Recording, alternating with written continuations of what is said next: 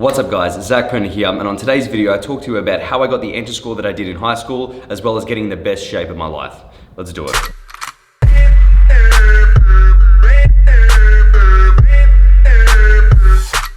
Alright guys, so I've been getting a lot of questions lately, mainly when I did that meetup and I had a lot of young guys asking me, man, how did you get that enter score that you did? Because they saw, I think a lot of people looked it up and saw that I got 95.9, and so they were asking me, because I guess a lot of people just assume that I'm a meathead, but which is fair.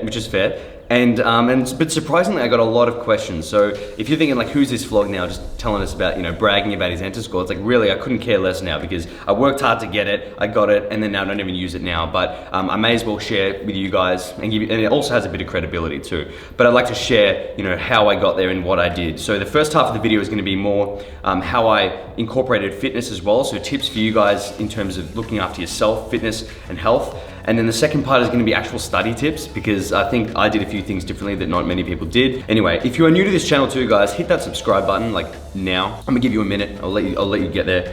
I've just got my drink up here, so while I go get this, you guys can hit that button now and like it too. Don't forget.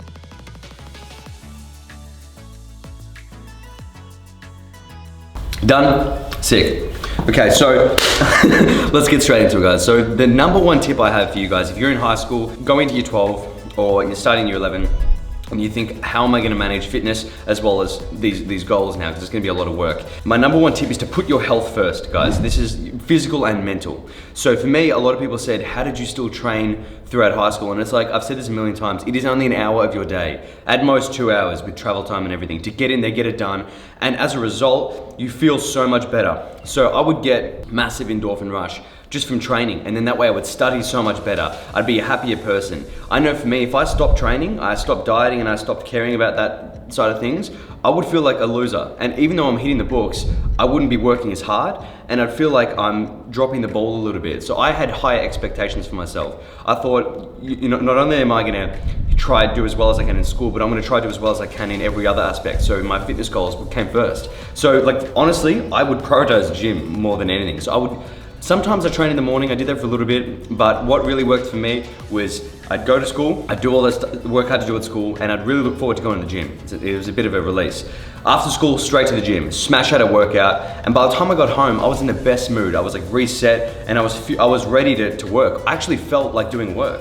But if I were to come home from school straight away and then try to motivate myself to study, it would be the worst study ever. There's no chance I could even do that. So I recommend, guys, is putting your mental and physical health first. That way you will do better in the gym, and as a result you'll do better overall with your work and at school. So even though you think it's counterintuitive because you're taking more time away from studying, you are not going to be studying 24/7. You're not going to be coming home and studying for hours on end. If you do, you're doing shit wrong, because you're not meant to be doing that much. It's as simple as that, guys. It shouldn't be that crazy.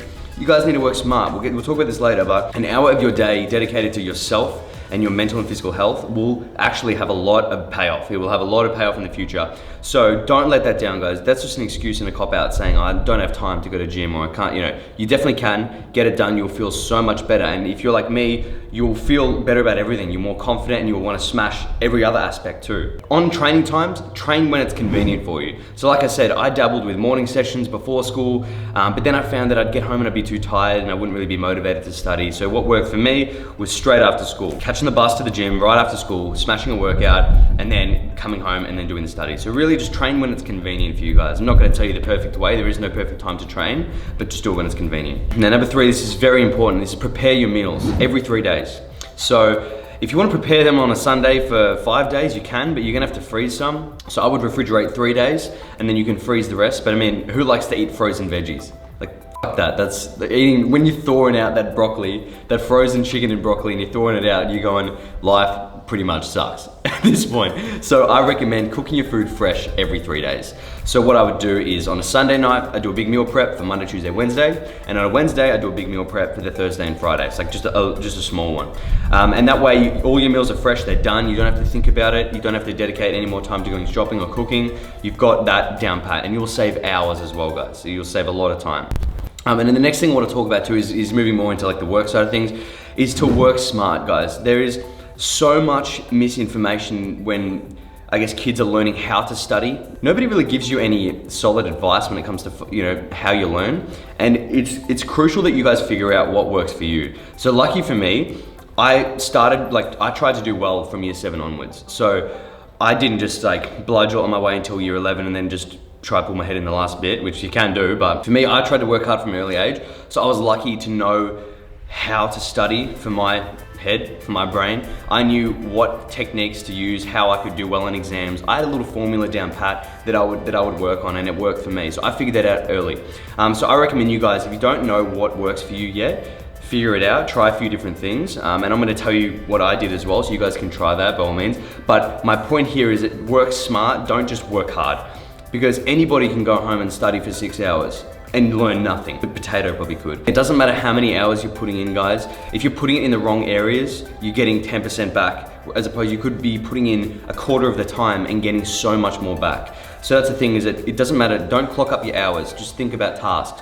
I didn't do that many hours. People often ask me, how many hours do you study per night, man? I'm like, 1, 2 max every day. Like maybe, to be honest, 1 hour, but I did what worked for me and I did what was enough. Like that was perfect.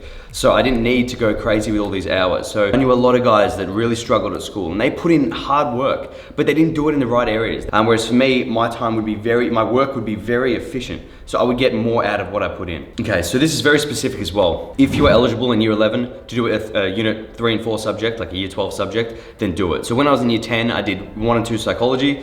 Then in year 11, I did 3 and 4. So that could contribute to my ATAR, which it did. And I dedicated year 11, like that was like 80% of my commitment for school was psychology, 3 and 4. I was like, all right, let's smash this out. And I made sure that I got a really good score in that. I think I ended up with like a 44 or 45 or something in year 11. So I was like, done, that's one subject I don't have to worry about now. I've got one in the books that could do well. And that contributed to my answers, that was good. So I recommend if you guys can do that, then definitely do that. It takes a bit of the pressure off having to do it in year 12. And onto my study techniques. One is summarize, and then summarize even more, and then just keep going. So until you get left with one word. One word. Maths. So what I did was I would get my my notes from school, so whatever we learned, I'd write notes on it, and then I'd go home, I'd read the notes or use the textbook for revision as well, and I'd write that into actual notes, literally handwritten.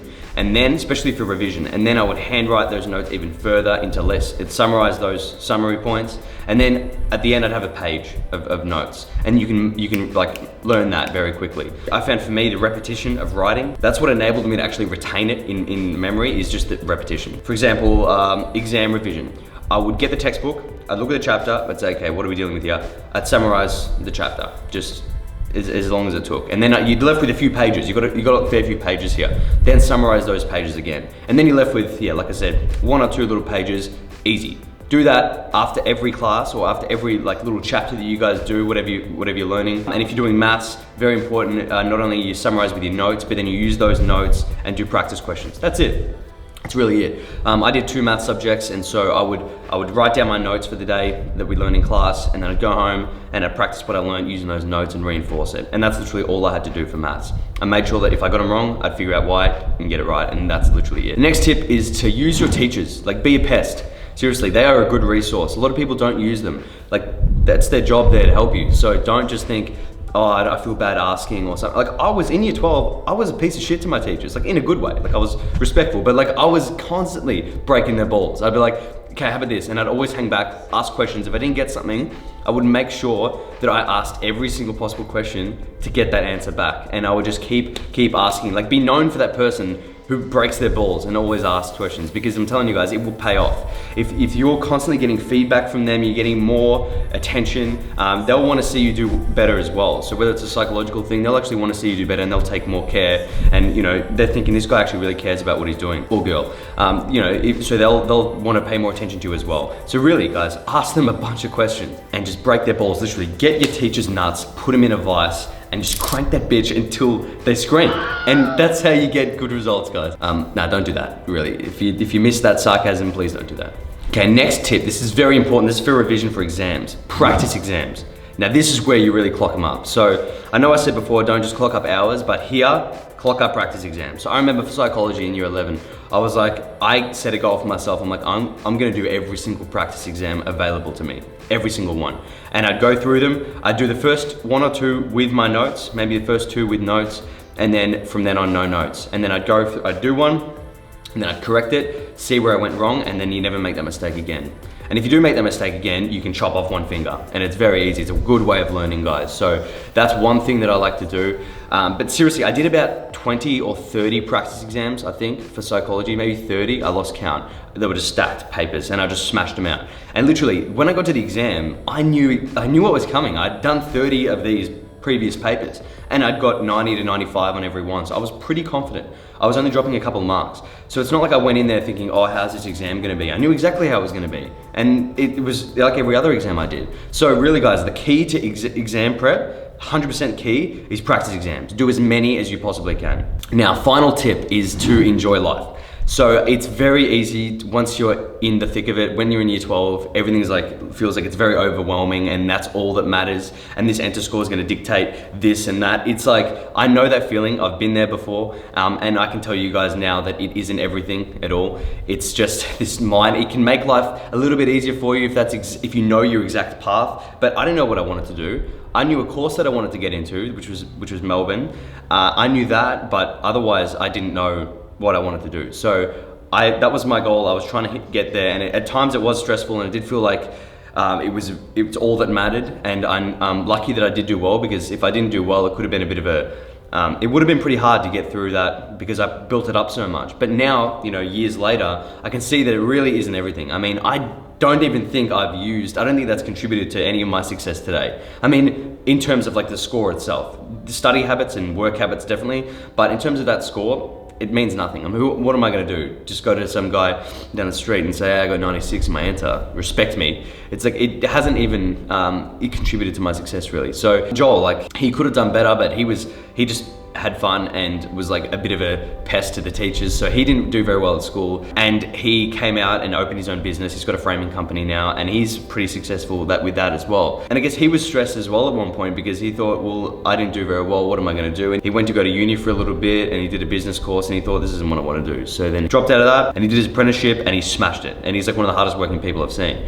So that's what it comes down to, guys. It's like, you have to work hard, you have to work smart, but this is the thing, is that it isn't everything. So I know it feels like everything, but I'm here to tell you it seriously isn't. I'm just giving you guys my tips on this. If you want to get the most out of it, make the most of it. But I mean, so what? If you don't get the score that you wanted to get, who cares? There's a million other ways to get there, and there's 1,000 other ways to skin a cat.